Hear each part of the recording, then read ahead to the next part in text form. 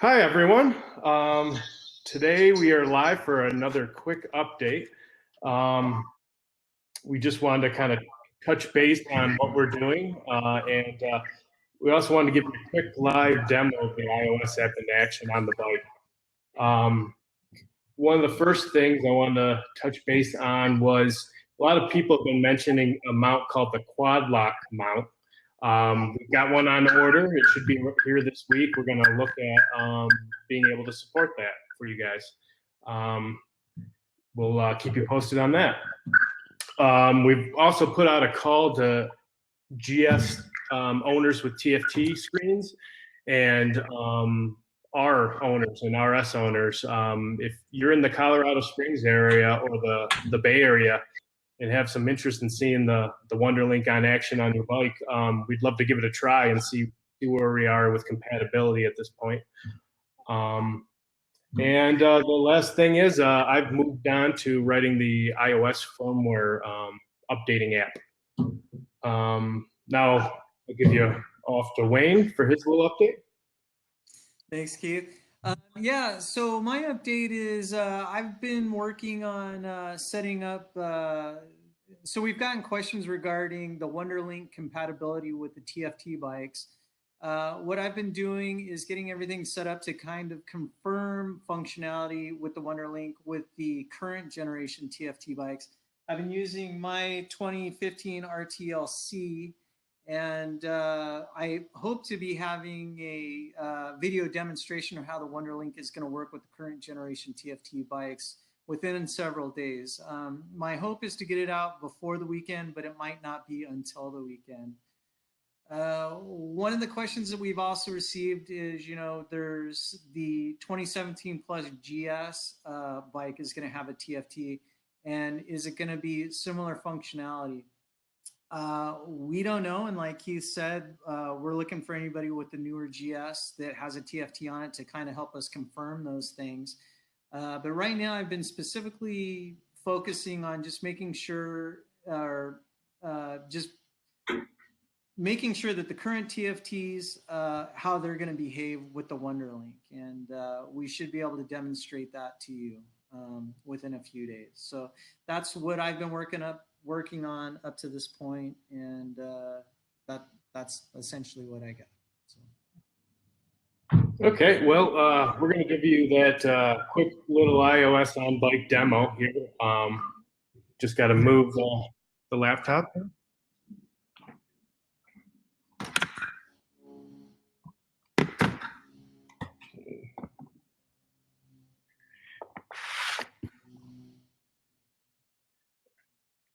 All right, Wayne, I think you just need to. Oh, I'm sorry. Go off the air real quick. All right. All right, I'm trying to get this all on the screen for you. It's a little difficult. One of the questions actually we continue to get is, how does the phone communicate with the WunderLINQ? It's purely Bluetooth.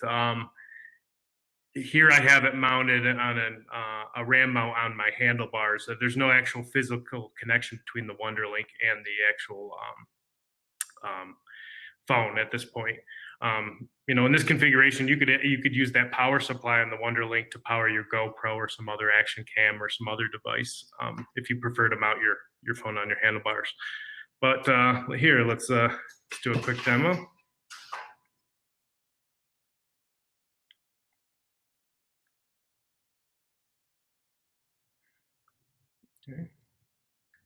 Okay. So we got the WunderLINQ talking to the app here, and it's going to be very much like the Android app. We tried to make it as similar as possible. Here's my motorcycle screen with the typical statistics that you're used to. Compass, music control, quick tasks. You can scroll through here. And here I'll show you, you can go and, this is a new feature for the iOS side, is launching navigation to a saved waypoint.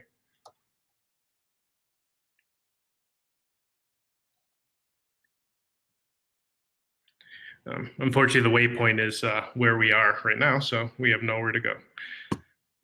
But that is a quick demo of the iOS app. I'm not going to go into too much details. It's exactly like the Android side of things.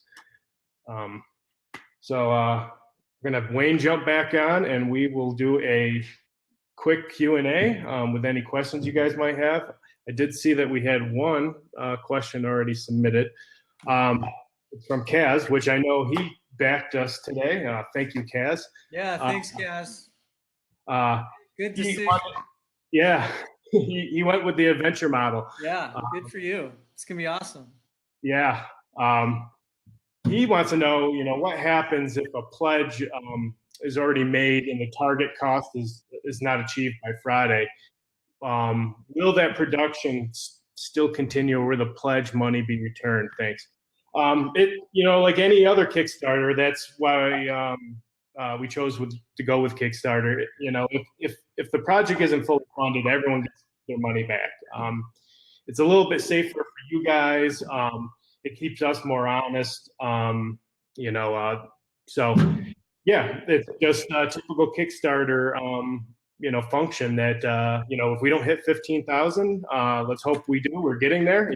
Just hit 80% today. Yeah. Everyone gets the money back. And at that point, Wayne and I will evaluate where we are.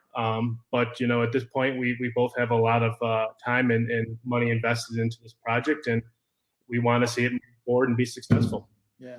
And if I could just add to what Keith just said, which was very well stated by Keith, was that, so yeah, essentially, if we don't fund, we are going to extend, the people who have been willing to back, we'll honor that in another way if we can. Keith and I have put a substantial amount of money and time and effort into this project. And essentially, we're just, we've just got a few things to get done, and we'll have these as good, viable products. So if the Kickstarter, for whatever reason, doesn't fully fund, we're in very good shape. Keith and I, again, we were offered the Kickstarter opportunity, and we didn't really know that would be available to us. So it's actually really helping us quite a bit, but it's not a make or break for us. The Kickstarter is not a make or break. It's turning out to be a fabulous tool. We've reached out to many more people as a result of it. But Keith and I have already put so much effort, money, and time in this that this WunderLINQ is not going to fail depending on Kickstarter. So regardless, if you want one of these things, you're going to get them. If the Kickstarter is successful, you're going to get a great deal on one. That's basically the bottom line. If the Kickstarter doesn't succeed and you did not pledge, then you're going to be subject to a kind of a retail type of pricing. But again, fail or not, if you pledged as a Kickstarter, you're going to get an opportunity to purchase one of these things at a great price. And so that's just what I'll throw out there. And that's all I really have to add to that. So we'll give you guys a second. Anyone have any questions? We do see a few folks watching. Anything you'd like to see? Any questions? Yeah, Keith, since there seems to be a little downtime, I don't know if it was just my perspective, but I couldn't really see your full phone there. Oh, okay. Doing the demonstration. Okay, yeah, I can try to give that a try again. Yeah, so and I don't know if it was something I was doing. So what I'm going to do is I'm going to go ahead and go back off air, and maybe you can give it one more try. I don't know though. Could you hear me when I was not on broadcast? No, I cannot. Okay. All right. Okay. Okay, we'll give.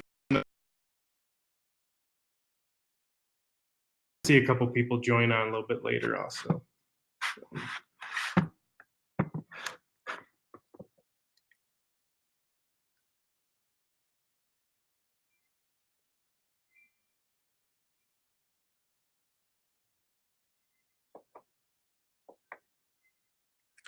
Okay.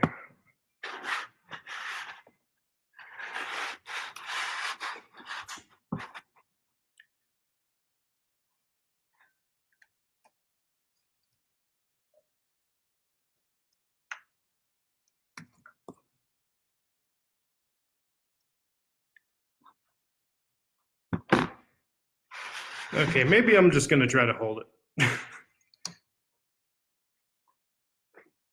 Okay. So again, we're gonna go back to the beginning here, but yep, here's the standard screen here with the motorcycle data, which I will be investigating on how to improve. We've got a lot of feedback on, customizability and other thoughts on how that should look, and it's going to be one of my first priorities when it comes to enhancements. But here you'll be able to see me toggle through these screens, forward and back with the Wonder Wheel. Here we have the quick task screen. We can scroll through these options. And again, here's a somewhat new feature is navigating to the saved waypoints that you'll save within the app. To show you launching one of these.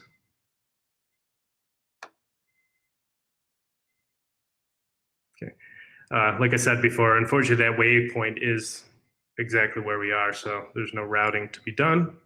But yeah, that's it. It's very, very similar in look and function to the Android app intentionally.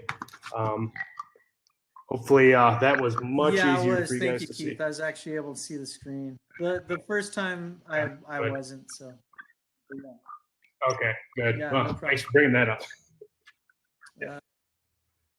All right, well, I don't see any new questions, but thanks for everyone for joining. Again, just to remind you folks, so it looks like we're coming up, we've got about 8 days left. So when does it stop, Keith? Is it Thursday or Friday, or Thursday or Wednesday of next week? The Kickstarter?